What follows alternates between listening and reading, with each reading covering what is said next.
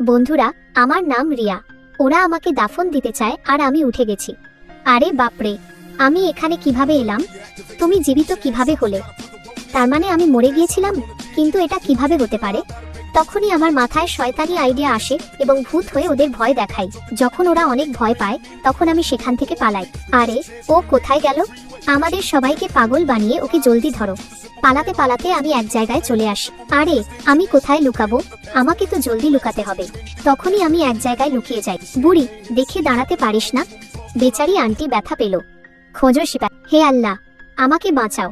আমি তো একদম ফেসে গেছি। আন্টিজি, আপনার কিছু হয়নি তো? তখন ওনাকে উঠানোর জন্য অনেক চেষ্টা করি। তখন উনি উঠে যান এবং ওনাকে খাওয়ানোর জন্য নিয়ে যায়। ভালো হয়েছে আপনার কিছু হয়নি, কিন্তু এই মেয়েটা আপনাকে বাঁচিয়েছে।